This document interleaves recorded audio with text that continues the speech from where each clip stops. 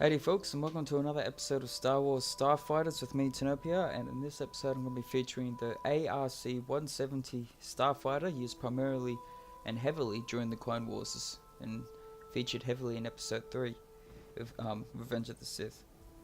Now, just before I get into it, there was shortly before the outbreak of the Clone Wars, there was a partnership that actually had lasted 125 years that came to an end, and it was the Incom and Subpro corporations who dissolved their long-standing working agreement over the perceived failure of the Z-95 AF-4 Headhunter Starfighter. Apparently they say they're parted in good terms, but yeah, that's what people say, but obviously most likely wasn't. And it was a bit short-sighted because this Headhunter actually became to be quite a renowned and popular starfighter. Became that good that if it wasn't for the Headhunter, they never would have developed the X-Wing. And the X-Wing was just the next step in after the Headhunter. But even though they split ways, Incom actually bought the rights to their Headhunter, and a number of other deals were concluded, including the completion of a joint project starfighter, the incredible Aggressive ReConaissance-170, or ARC-170 or ARC-170. This duly appeared under the Incom Subpro banner, but it was really a Subpro design in name only, and all else was Incom, so it was pretty much 95% of the fighter was Incom, not Subpro. Now, despite their delayed development and introduction, ARC-170s were used fairly extensively in the late battles of the Clone Wars. Missions included flying escort over at the Battle of Malastare, for example, taking part in the defense of Kamino.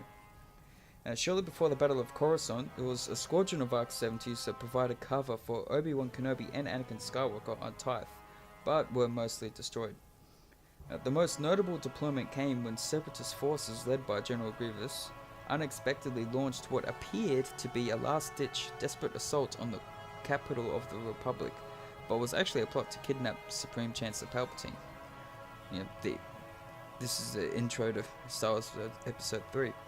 Now, while the Battle of Coruscant raged, the Open Circle Armada scrambled ships from the Outer Rim sieges. Now, this included the 5th Fleet, who were the vanguard of which arrived under the command of Obi-Wan Kenobi and Anakin Skywalker in their Jedi Starfighters, backed by the elite Squad 7, who were flying ARC-170s and a handful of Alpha 3 Nimbus-class V-Wing Starfighters, which I'll do a video on them somewhere further down the line. Now, Squad 7 had the unenviable task of covering the two Jedi and allowing them to reach and board Grievous' flagship, the Invisible Hand. Now, the Separatist command ship was protected by many hundreds of droid starfighters and deadly tri-fighters.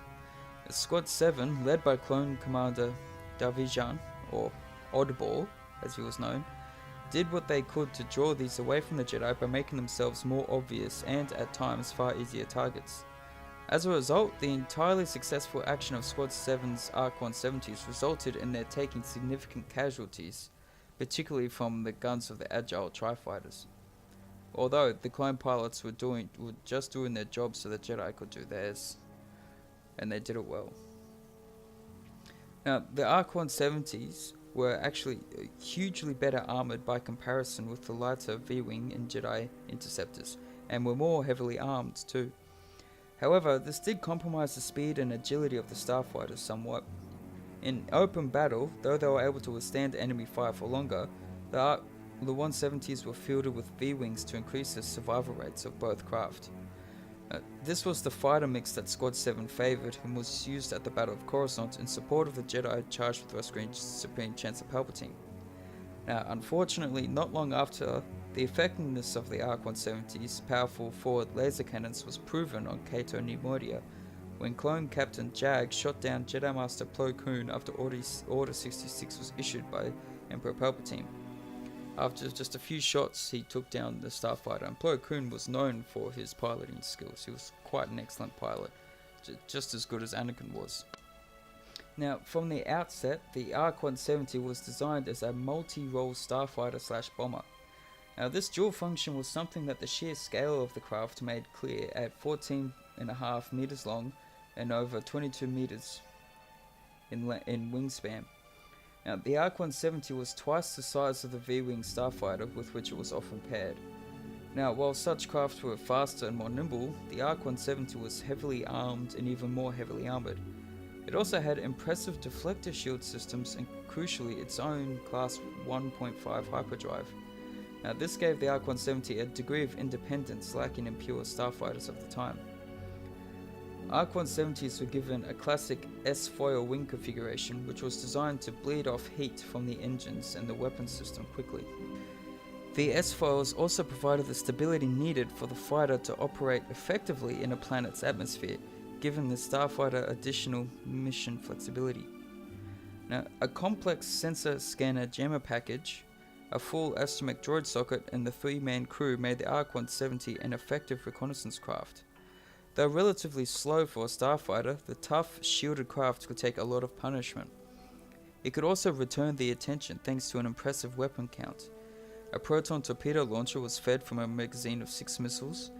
The 2 powerful forward-facing wingtip medium laser cannons were matched by 2 rear-facing laser cannons, which were a nasty surprise for attacking starfighters.